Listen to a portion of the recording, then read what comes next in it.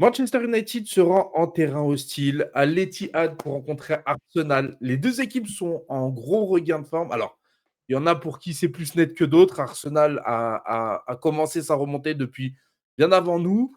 Manchester United avec le nouveau coach, même avant avec Van Nistelrooy, ça commence à remonter un petit peu. Et on va parler de cet avant-match parce que demain, c'est Arsenal-Manchester United. C'est pas n'importe quel match. Ceux qui suivent la Première Ligue depuis longtemps savent ce que ça représente, savent que les cartes sont rebattues en général dans ces matchs-là. Il n'y a pas de favori, pas favori, machin. En général, on repart à zéro. Et pour parler de ce match spécial, j'ai un invité spécial, Stan des Outsiders. Merci d'être venu. Merci d'avoir répondu si vite, si naturellement. Bonjour à toi. Comment ça va? Salam, salam tout le monde. J'espère que vous allez bien, vous êtes en paix et en santé, comme je dis à chaque fois, là où vous êtes, voilà, dans le monde à me suivre. Salam à, voilà, à toute, j'ai envie de dire, toute l'audience de l'académie, tous les fans de Manchester United, qui me fatigue, franchement. Vous me fatiguez. Jusqu'à présent, j'ai pas oublié que vous nous avez tapé 8-2. Jusqu'à présent, vous nous rappelez que vous nous avez tapé 8-2 il y a 150 ans. On se connaît dans le quartier. Donc, non, ça fait plaisir. Ça fait plaisir d'être là et, voilà, de discuter avec toi, Mehdi, de discuter football aussi. Et surtout à ce stade-ci de la compétition où le match a un enjeu vraiment spécial sur Arsenal United. Ah oui. On va pouvoir voir un peu où les deux équipes en sont et on va en parler avec Stan. Juste le temps de faire la petite intro. Euh, Likez, abonnez-vous, partagez. Je ne vais pas vous rebassiner avec, mais il y a le petit QR code et le lien dans la description. Fanatics, allez commander pour nous soutenir. Et Arsenal, Manchester United, le débrief, c'est parti.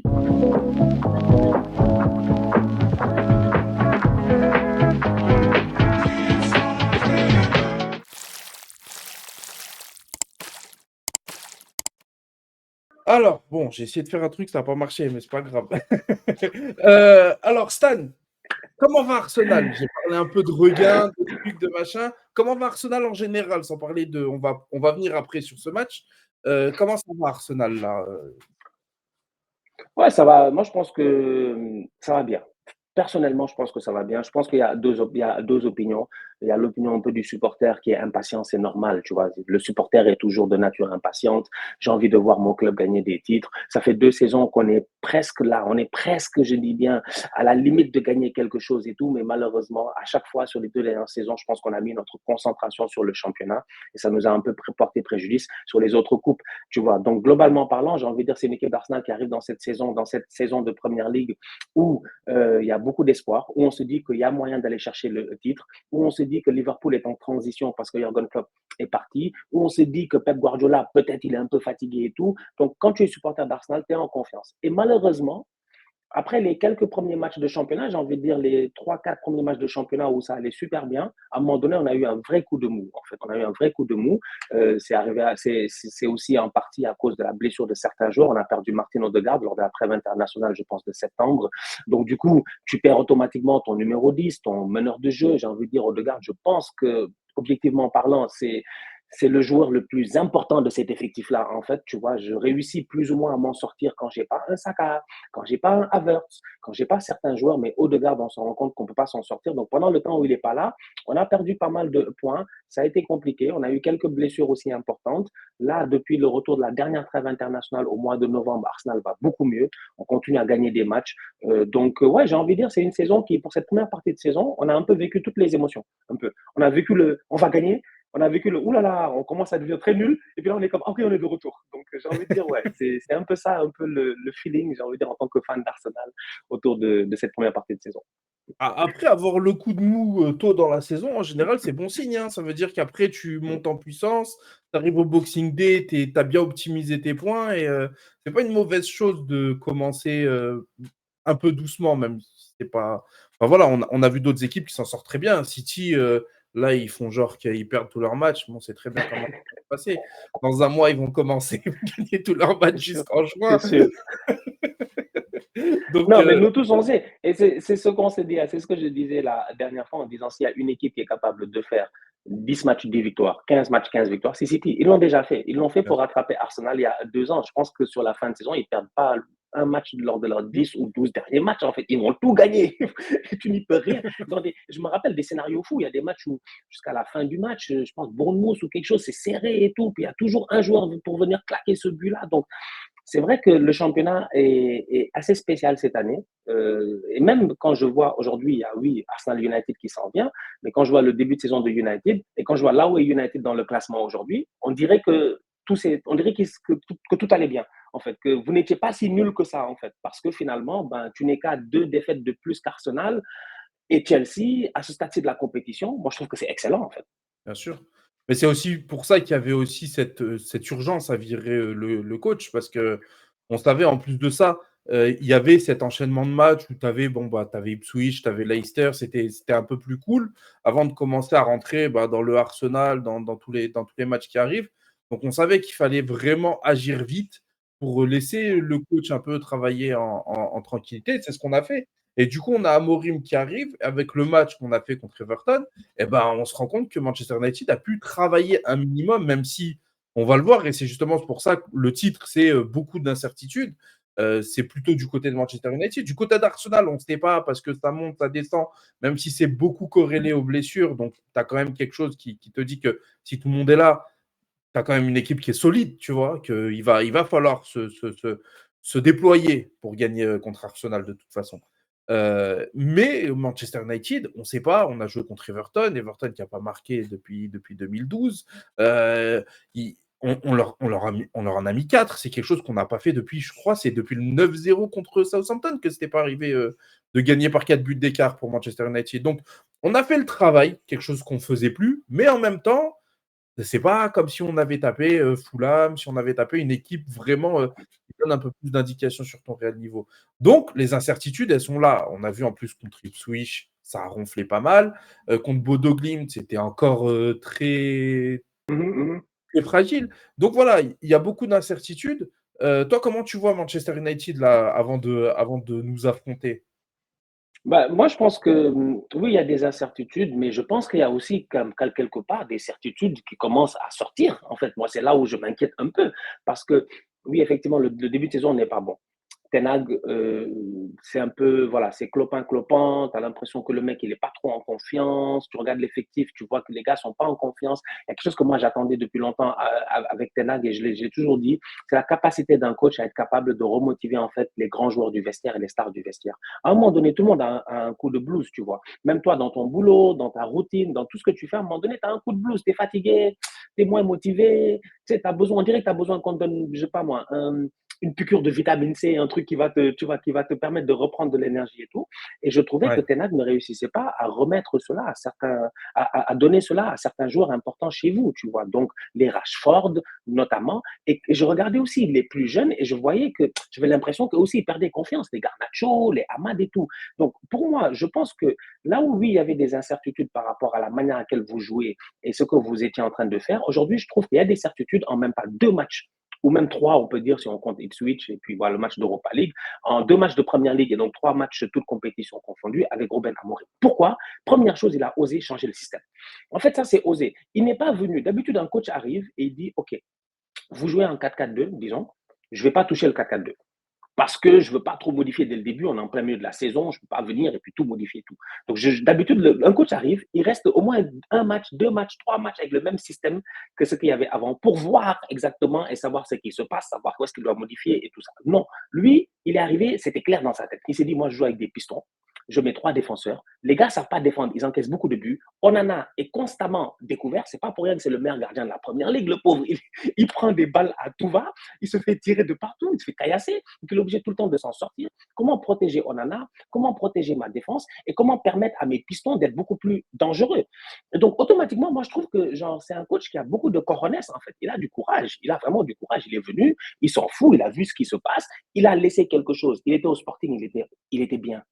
Il était en Ligue des Champions, ça se passait bien. Il allait gagner sûrement son championnat. Donc, quand tu prends un risque aussi gros dans ta vie et que tu vas dans un club comme Manchester United, il faut que tu aies le courage dès le début, en fait, de t'affirmer. Donc, pour moi, cette certitude-là, déjà, d'avoir un coach qui s'affirme et qui met en confiance des gars qui n'étaient pas en confiance. Rashford, premier entraînement, dès qu'il a vu Amorim, il allait sur Instagram, ce tocard-là. Il allait sur Instagram pour dire tout va bien, je suis heureux. T'as pas vu? Il avait fait une story là, disant first Oui, training. Il était heureux, tu vois, ils sont contents. Tu vois, oui. le petit Ahmad.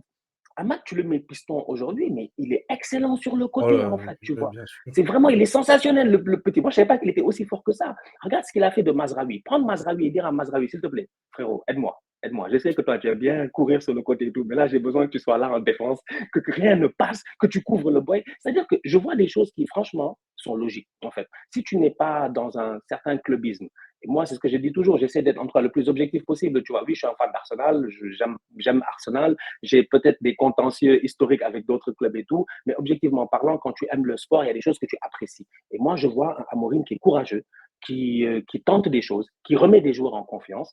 Et ça se voit en fait. Oui, tu encaisses des buts. Mais la dernière fois face à Everton, tu n'en encaisses pas. Et ça, c'est bien. Tu vas jouer à Arsenal. Pour moi, sincèrement, je vais être très honnête. Hein, nous, on est très en confiance. On n'a pas peur. Mais c'est nous, on a à perdre. En fait, dans ce match, ce qui est à perdre, c'est nous. Si Arsenal perd, c'est nous, on perd. Vous perdez, il n'y a pas de scandale. Hein. Tout le monde va être comme, yeah, c'est normal. Il vient d'arriver, donnez-lui le temps. Machin. Nous, si on perd, on est foutus. C'est nous les tocards de la classe. Donc, ouais. Donc, j'ai envie de dire qu'on est sous pression avant ce grand match-là. Moi, je pense que oui. Et comme tu disais, il a fait des choix forts quand il arrive à Morim. Ahmad, moi, je te dis la vérité. Dans les commentaires, il y en a qui m'ont dit Ahmad, il va gagner. Moi, j'ai fait un peu mes 11 et tout ça, machin, avec les latéraux, machin. Et les pistons, moi, j'ai pas mis Ahmad. Moi, je disais Ahmad, peut-être que ça va être le perdant de l'arrivée d'Amorim parce que ailier, tout ça, je pense qu'il va jouer plus avec des 10 derrière l'attaquant. Et les latéraux, il va peut-être pas tout de suite mettre ses ailiers en latéraux et tout ça. Et je voyais, mais Ahmad, c'est lui qui va gagner. Je disais, bon, les frérots de Côte d'Ivoire, on vous voit.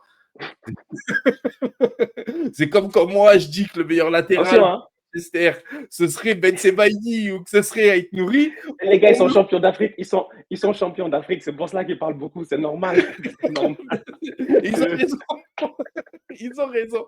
Mais tu vois, c'est comme si moi, je te dis, le meilleur Yeah, latéral actuellement pour nous, c'est Ait Nouri ou c'est Ben Sebaini. On va me dire, yeah, ah, on te normal. voit, on sait. On sait. Donc, je disais, les gars, ok, d'accord, si vous voulez. Premier match, dès le premier match, Ahmad, hein, le coffre, tac, tac, tac, les allers-retours, tout Incroyable. le long, tout le long, tout Mhm, le long. Les contrôles, il amène le danger, tout ça, machin. Défensivement, il peut encore s'améliorer, c'est normal, c'est un ailier. mhm, Et mhm, franchement, c'est une révélation pour moi. Et un coach qui te permet de faire des révélations comme ça, des trucs où tu dis, ah, moi, j'aurais pas fait comme ça. Et au final, tu te rends compte que il a fait le bon choix. Bah, c'est ça qu'on attend d'un coach. Nous, on a toujours mhm, dit, mhm, il y en a que c'était son problème. Ce qu'il voulait faire bien, il le faisait bien. Mais il n'était pas capable de t'emmener cette solution à un problème qui se posait.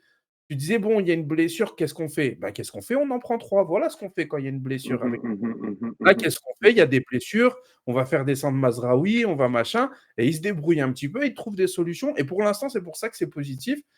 Et moi, je suis un peu optimiste avec Manchester United pour ça. On en a mis 4, c'est que Everton. Allez, on n'a pas mis 4 à toutes les équipes moins fortes que nous hein, ces dernières années. Donc, Mhm. c'est une chose. Quant à Arsenal, moi, c'est une équipe que je trouve quand même qui remonte bien en puissance. Et il faut se méfier des équipes qui montent en puissance quand tu arrives comme ça et que tu as beaucoup d'espoir comme ça. Et c'est un match qui va permettre de savoir un peu où les deux équipes en sont. Ça veut dire que Ouais. si on sort un bon match, même si on fait match nul ou si on perd, mais qu'on sort un bon match, on saura qu'on est redevenu sérieux. Si vous Mhm. gagnez, bah, vous savez que vous êtes en train de continuer dans votre progression et que normalement, ça va rouler pour vous cette saison. Ça ne veut pas dire le titre, hein, mais ça veut dire que ça va être une saison sérieuse. Ouais, c'est ça en fait, la vérité, c'est vraiment ce qu'on cherche en fait. Bon, je vais pas te mentir, moi, Liverpool, ils sont à 11 points en ce moment. Bon, on connaît le championnat, on sait que c'est possible à un moment donné d'avoir ce petit coup-là. Donc, Liverpool, ils l'ont pas encore eu. Ils vont l'avoir. À un moment donné, ça va arriver. Ils vont l'avoir. Tu peux pas, même City, les années où ils gagnent le championnat, il y a toujours un mois où ça va moins. Et après, c'est les Foden et les Haaland, ils sont fâchés. Les De Bruyne, ils décident de gagner le championnat. Et puis Rodri et machin. Mais en réalité, je pense que Liverpool va avoir ce petit coup de moins bien. C'est à ce moment-là qu'il va falloir que nous, tous derrière eux, on puisse rentabiliser pour les rattraper. Mais Arsenal est quand même un peu, entre guillemets, voilà, j'ai envie de dire dos au mur. Il faut qu'on aille chercher les 3 points face à United. Je suis Bien sûr. désolé. Pourquoi? Parce que derrière, tu ne peux pas laisser Chelsea passer devant parce que Chelsea, ils sont chauds. En fait, c'est eux peut-être les vrais outsiders. cette année, en fait. L'équipe que vraiment, moi, je ne pouvais pas imaginer que Chelsea, ils allaient être là. Et pourtant, ils sont là, ils sont là, ils sont troisième, à égalité de points avec nous. Ils peuvent aller chercher cette deuxième place-là. Ce n'est pas une mauvaise équipe aussi, on le voit, surtout devant, en fait. Chelsea, c'est devant et au milieu de terrain, ils sont solides. Derrière, c'est peut-être moins fort, mais devant et au milieu, c'est quand même assez solide. Donc, je regarde ça, je suis comme, on n'a peut-être pas trop le choix, Arsenal, d'essayer d'aller chercher les 3 points face à Manchester United. Maintenant, là où moi, j'ai peut-être confiance dans ce match-là réellement, je pense que c'est dans la bataille du milieu de terrain. Je pense que honnêtement, au milieu de terrain, dans ce match-là, c'est là où ça va se jouer. Je vois une équipe de United qui va sûrement beaucoup défendre, qui va sûrement essayer de sortir en contre, qui va essayer de nous contrer, d'aller très très vite. Je vois une équipe d'Arsenal qui va garder le ballon. Je vois un milieu de terrain d'Arsenal qui va mettre cette intensité-là. Donc, jusqu'à quel point est-ce que United va réussir? Ils vont réussir à empêcher Martin Odegaard, c'est-à-dire que ce soit ton Casemiro, que ce soit ton, comment s'appelle, ton Eriksen, que ce soit n'importe quel autre joueur que tu vas mettre là-bas, ou Ugarte, whatever, n'importe quel joueur que tu vas mettre là-bas, est-ce qu'ils auront cette capacité-là de pouvoir empêcher Martin Odegaard? Parce que c'est lui le problème. Si tu bloques Odegaard, tu bloques la connexion Odegaard-Saka. Donc, tu poses problème à la connexion normalement entre Saka et Timber et son latéral. En fait, parce qu'ils ont toujours besoin de Martin qui arrive, qui fait un peu le lien entre les deux, tu vois. Donc, c'est vraiment ce joueur-là qui est l'électron libre, en fait, qui bouge de gauche à droite. Est-ce que tu peux l'empêcher de jouer? Si tu empêches Martin Odegaard de jouer, tu as peut-être réglé déjà 50% de ton problème, tu vois. Parce que derrière, moi, je pense que United, s'il y a une chose qu'on ne peut pas enlever, et ça, je l'ai toujours dit, je pense qu'il y a un effet placebo. Quand un nouveau coach arrive, tu as vraiment l'impression que les gars, ils sont malades. On leur dit, vous n'êtes plus malades. Et puis, ils croient qu'ils sont plus malades. Tu vois, c'est un peu mental, en fait. Donc, cet effet placebo-là fait de telle sorte que, oui, avec Ten Hag, jouer face à Arsenal, sachant que Ten Hag, la saison passée, toute la saison, il a utilisé Arsenal comme excuse. Ouais, Garnacho n'était pas hors jeu. Je ne sais pas si tu te rappelles, toute la saison 1, 2, 3, il était comme Garnacho n'était pas hors jeu. Vous vous rappelez le match contre Arsenal en début de saison, quand Declan Rice a marqué le but en toute fin de truc. Garnacho, je pense qu'il marque un but, mais il y a Gabriel qui. Ouais, c'est Højlund, je pense. Ouais, c'est Garnacho qui fait la passe, je pense. C'est Højlund qui marque le but. T'as genre Gabriel qui joue le hors-jeu. Il est hors-jeu, mais de rien du tout. Ten Hag, ça l'a traumatisé. Mais ça, c'est pas bien pour un vestiaire. C'est à un moment donné, tu passes à autre chose, tu oublies, tu te concentres. Ten Hag, je suis sûr qu'il aurait été là, il leur aurait dit dans l'avant-match, vous vous rappelez l'année passée, quand on a perdu contre eux, ça marche pas. Alors que Amorim, il va venir avec cette nouvelle mentalité de, moi, je connais pas Arsenal. Hein. Amorim, je suis sûr qu'il va leur dire, je connais pas Arsenal. Mais il va leur dire que si j'étais encore coach du Sporting, la semaine passée, quand Arsenal a joué le Sporting n'aurait pas perdu. C'est le genre de discours que tu vas avoir quand tu es un coach. Exactement. Non, tu comprends ce que je veux dire. Tu vas leur dire, tu leur dis, ils sont forts, mais ils ne sont pas plus forts que nous. Et donc, c'est cette mentalité-là qui va te redonner confiance. Moi, je te dis, honnêtement, moi, j'ai peur parce que je sais qu'Amorim, c'est un gars courageux. Je sais que lui, là, il est arrivé, sa coupe de cheveux de boy de 30 ans, là, il me stresse. Il me stresse. Moi, je te dis, je sens le match piège. Je sens le match nul. Je sens le truc qui va m'énerver. Parce que je sens que United va faire un bon match. Franchement, je sens qu'ils vont faire un très bon match. Moi, c'est la question que je me pose un peu sur le 11. C'est, comme tu disais, ce milieu de terrain. Et est-ce qu'il va venir un peu comme Van Nistelrooy a fait, avec 2 milieux défensifs, Ugarte, Casemiro? Il va dire à Ugarte, je te connais depuis le Sporting, je sais ce que tu vas faire. Lui, là, le petit blondinet, tu me le lâches pas. Et il va faire comme Herrera sur Hazard il y a sous Mourinho, là, où Herrera, il n'avait pas lâché Hazard du match. Il va peut-être lui faire ça avec Ugarte. Ou alors, est-ce qu'il va vouloir rester droit dans ses bottes de je veux un milieu défensif qui va casser le jeu, un autre qui va pouvoir se projeter, aller chercher devant? C'est la question, moi, que je me pose. Je pense qu'il va continuer avec ses principes de jeu. Je ne le vois pas mettre Casemiro ou Ugarte. Ce serait une solution. Peut-être c'est la solution de simplicité qu'il ne va pas choisir. Il va peut-être se dire non, moi, je ne veux pas ça. Moi, je veux qu'on joue. Et il va mettre Mainou, même si Mainou, il revient à peine. Donc, mais dans tous les cas, pour moi, soit Mainou est fit, soit il faut partir avec Casemiro ou Ugarte parce que Eriksen, on a vu, c'est compliqué. Ce début de saison, c'est compliqué. Il a eu des bons matchs, mais contre Arsenal, avec l'intensité qu'il va y avoir au milieu, tout ça, ça va être compliqué. Et la deuxième clé du côté de Manchester United, c'est à quel point on va réussir à rester organisé, à se tenir au plan avec le pressing que ça va demander, parce que justement, on a vu la clé du match contre Everton, ça a été le pressing, le nombre de ballons qu'on récupère sur le pressing des 3 de devant. Là. Amad qui récupère plein de ballons, Zirkzee, tout ça, machin. Il y a un gros pressing qui est fait sur les défenseurs. Et contre Arsenal, est-ce que tu peux te permettre de faire ça de sortir autant de tes bases comme ça, d'y aller et de leur courir après, sachant qu'ils vont te faire circuler le ballon et qu'ils ne vont pas en perdre facilement, comme ça a été le cas avec Everton, ça va être une clé du match aussi. Est-ce qu'on va être un peu plus prudent? On va les laisser venir et après on va balancer devant pour Garnacho, pour Rashford, et pour Zirkzee ou Højlund, ou Ouais, est-ce qu'on va les attendre, ou est-ce qu'on va y aller et on va leur rentrer dedans comme on a fait avec Everton? Moi, c'est ça qui est intéressant sur ce match, c'est qu'on va voir comment Amorim se comporte avec une équipe plus forte. Parce que Arsenal, en termes de projet, d'équipe, etc., c'est plus rodé, vous êtes plus fort. Voilà, il n'y a pas de, y a pas ouais, de à ce problème. stade-ci, c'est sûr qu'aujourd'hui, il n'y a pas trop de, tu vois, il n'y a pas de scandale. C'est comme il y a quelques années. Tu vois, c'est ce que je dis à chaque fois. Le football, c'est le football. Tu vois, moi, je prends ça toujours de manière très détachée et c'est ce que je dis. Genre, je m'amuse beaucoup dans le football, tu vois, parce que les choses vont vite. Il n'y a même pas 2 ans, je pense que dans un débrief, j'étais en train de me poser la question et j'avais fâché les fans de United. J'avais dit que votre Rashford là, c'est un tocard. J'avais dit que Martinelli était plus fort que lui. Les gars étaient fâchés. Les gars étaient fâchés. Ils se disaient, ouais, Stan, qu'est-ce qu'il a dit? Oui, il est fou, quoi. Comment ça, Martinelli? Non, mais c'est ça le football, en fait. Ça, la beauté du football. Tu vois, moi, je me rappelle toujours de Rashford qui commence, je pense, son premier match dans sa vie. Il me semble que c'est contre Arsenal. Il rentre, il claque un doublé ou un but. En Je me rappelle première même plus. ligue, avant, il met un doublé Première contre ligue. Midtjylland. Yeah, il arrive de nowhere en fait. Il fait Europa League, il fait championnat. Il fait, ou Ligue des champions et championnat. Back to back. En fait, on n'a rien compris. Et je me suis dit, c'est qui ce petit-là en fait, avec sa tête là. Je me suis dit, de où il vient Marcus en fait, tu vois. Puis Wenger, ça, il avait c'est ça. dit, Wenger, il avait dit, je sais pas si tu te rappelles, il avait dit, je connais tous les jeunes de Manchester, mais lui, je le connais pas. Voilà. Tu vois? Et puis le boy nous a surpris. Et je me rappelle, et tu te rappelles l'évolution de Rashford? Rashford, après en 2019, les matchs face au Paris Saint-Germain, tu vois, le penalty de Kimpembe, le courage au Parc des Princes, frapper le. C'est-à-dire, trop de choses sont passées avec Rashford. Qu'à un moment donné, moi, Rashford, il m'a un peu déçu, quoi. J'étais comme, ouais, Marcus, Bien sûr. aujourd'hui, il aurait déjà dû être PFA Player of the Year avant Phil Foden, en fait, tu vois. Parce qu'on Ah, a bien connu sûr. Rashford avant de connaître les Phil Foden et tout ça.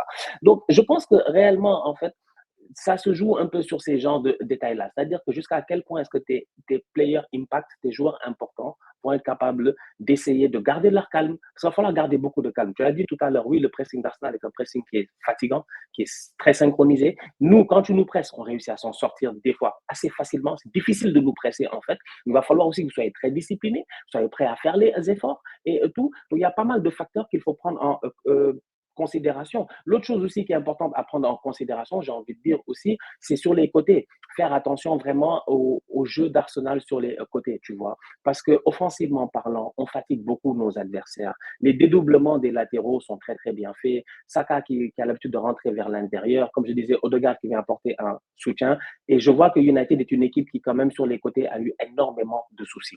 Genre, je suis désolé, moi Dalot je l'aime bien offensivement. Mais défensivement, franchement, moi, si le football, c'était comme au hockey sur glace, comme dans d'autres sports, où tu peux changer, genre, ou au football américain, tu peux faire defense et offense. C'est-à-dire qu'il y a des joueurs, tu les fais jouer juste pour jouer offensif et juste défensif. Mais Dalot, il ne joue jamais défensif. Bien Dalot, sûr. il ne joue jamais défensif. Mais Je tu dis sais que même franchement, offensivement, hein, cette saison, il nous a coûté des oui, actions. Il est pas. C'est quand même. Même, alors, c'est mieux offensivement que défensivement, mais ça reste insuffisant offensivement. c'est ça en fait. Donc, c'est pour ça que moi, je regarde souvent les matchs de foot dans le prisme des match-ups un peu. Donc, je me dis, OK, le un contre un, Saka Dalot ou Saka whatever, l'autre est de retour. Comment il s'appelle Malacia, j'ai vu. Je pensais qu'il avait disparu de la terre, lui. Ça fait longtemps que je ne l'ai pas vu, Non, Malacia. Malacia. Il vient d'où, lui, Malacia?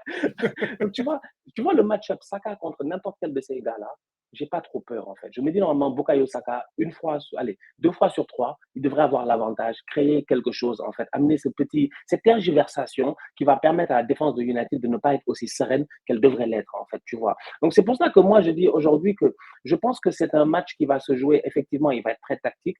Arsenal a définitivement l'avantage. Je pense qu'on a tout ce qu'il faut pour aller chercher les 3 points. Mais je me méfie grandement de l'adversaire à cause de la réactivité de l'adversaire. Je ne sais pas comment vous allez réagir, en fait. C'est votre premier vrai gros match avec ce coach. C'est le premier gros match avec ce coach. mm, Vous le jouez à l'extérieur. Vous allez à l'Emirates. Tu vois. Donc, il y a pas mal de facteurs qui rentrent en jeu. Et aujourd'hui, si tu regardes bien, vous avez 19 points. Vous n'êtes qu'à 6 points d'Arsenal. Vous êtes mm, peut-être à 16 points de Liverpool, il n'y a pas de problème, ou 17 points de Liverpool, il n'y a pas de souci, ok, mais vous êtes à 6 points des deuxièmes. mm. Donc tu nous gagnes, tu arrives à 3 points. En fait, ça veut dire que, comme je dis, le discours d'avant-match pour moi de Ruben Amorim, comment il va motiver ces gars, est très important. Dernière chose, c'est le fait que ça se voit que Ruben Amorim parle à ses joueurs d'une manière quand même assez intense. Regarde comment United commence les matchs depuis qu'il est arrivé. Mais vous commencez les matchs, même pas 2 minutes, vous mettez un but. C'est quoi votre problème? On n'a même pas encore eu le temps de ça. Des fois, tu allumes la télé, ça fait 2 minutes de jeu, United à 0. J'ai raté les 2 premiers buts. J'ai vu que, avant Everton, j'ai vu que des défaites de Manchester United parce qu'on a pris. J'ai raté les 2 premiers parce qu'on faisait les réacts en live à chaque fois. Genre, je fais les options, machin, tout ça. C'est fini, il y a déjà un but. Il y a déjà un but. Ça veut dire à quel point le gars, il doit. Quand ils sortent des vestiaires, ils sont pompés. Ils sont pompés, en fait. Amorim, ça doit être. Les discours ne sont pas les mêmes. Les coachs ne sont pas les mêmes. Les personnalités ne sont pas les mêmes. Même quand tu l'entendais parler en zone mixte après le match et tout, tu savais que vraiment, c'était pas. Tu sens que Amorim, là, lui, Amorim, il sort en boîte de nuit le samedi soir à Manchester maintenant. Tu penses qu'il en a quelque chose à faire? C'est lui, mais il va trouver les Rashford en boîte de nuit, il va les renvoyer chez eux. Ben bien sûr, c'est ce genre de... c'est ce genre de coach, bien sûr. Mais tu sais, ce que tu dis, c'est intéressant parce que nous, on a identifié comme faiblesse dans le système Amorim, c'est ça, c'est les ailes. L'espace entre le piston et le défenseur central gauche ou droit, au milieu, on a De Ligt, il n'y a pas de problème, c'est très bien. Il a sa place. Lisandro Martinez et Mazraoui, c'est pas leur poste. Surtout que Mazraoui, c'est Dalot qui est en plus, donc il est encore plus exposé. Et du coup, c'est vraiment les faiblesses qu'on a. Contre Everton, ils n'ont pas eu de temps fort, mais ils ont eu des grosses occasions. Ils ont fait n'importe quoi avec, mais des occasions, si tu les donnes à une équipe sérieuse, c'est des occasions de but, c'est des occasions de but tout faites. Et à chaque fois, c'est venu de ce côté-là, de le défenseur central qui n'arrive pas à gérer bien l'espace parce qu'il n'est pas dans une défense à deux, donc il est un peu plus sur le côté, mais il n'est pas aussi protégé que dans la défense à deux par son latéral. Et c'est vraiment là où il y a une espèce d'angle mort, c'est cet endroit-là. Et si Saka, il arrive à se faire plaisir, et si Odegaard, il arrive à trouver, comme tu parlais de la connexion entre les deux, ça peut nous faire très mal aussi à ce niveau-là. Après, bon, c'est l'intérêt de la défense à 3. Tu peux concéder à cet endroit-là et être plus renforcé dans le centre. On verra ce que ça donne. Mais c'est sûr que je pense que de toute façon, Arteta, il l'a identifié, cette faiblesse-là, dans le système d'Amorim. Et en plus de ça, tu parles aussi de la bataille du milieu. Le système d'Amorim, il fait qu'il n'y a que deux vrais milieux. Sinon, c'est 3 attaquants, un piston qui fait les allers-retours, mais des vrais gars qui vont rester axial tout le long, il y en a 2.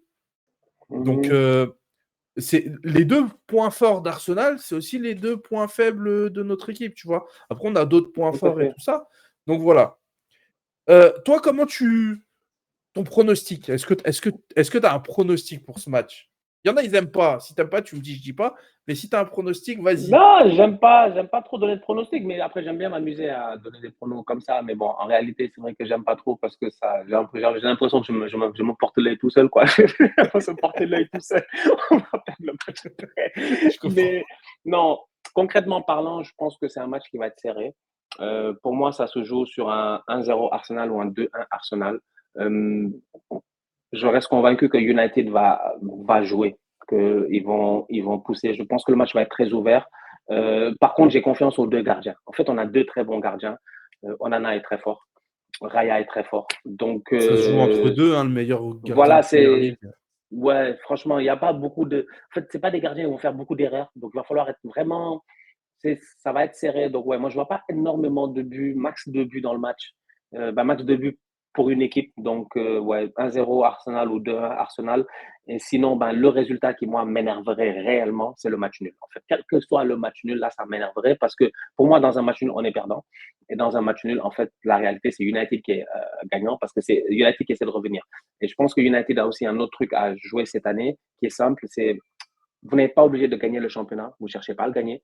Vous n'êtes pas obligé de vous qualifier forcément, je dis bien en Ligue des Champions. Je pense que il y a peut-être une transition qui peut être faite, mais vous allez sûrement le faire. Il y a moyen que vous finissiez dans le top 4.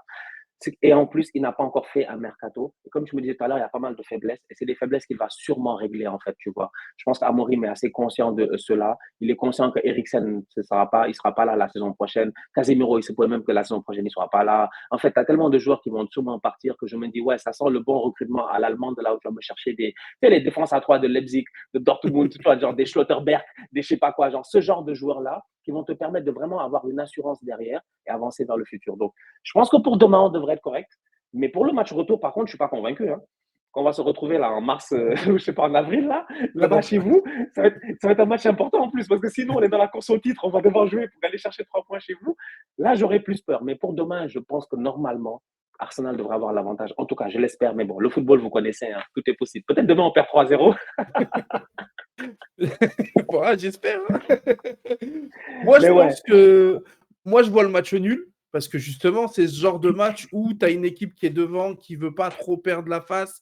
Tu as une équipe qui est derrière, qui va pas non plus, qui va se contenter peut-être du match nul. Ça va peut-être pas se voir dans l'attitude, mais en général, c'est des matchs qui aiment bien se finir sur des matchs nuls, tu vois. Donc, moi, je vois bien un match nul. Par contre, si on gagne, ce serait drôle de se dire que le premier match d'Amorim contre un top 6 à l'extérieur, il gagne, alors que Ten Hag n'a jamais réussi à le faire sur ses mhm, 2 ans et quelques mhm, mhm, de règne. Ten Hag n'a jamais réussi à battre le top 6 à l'extérieur.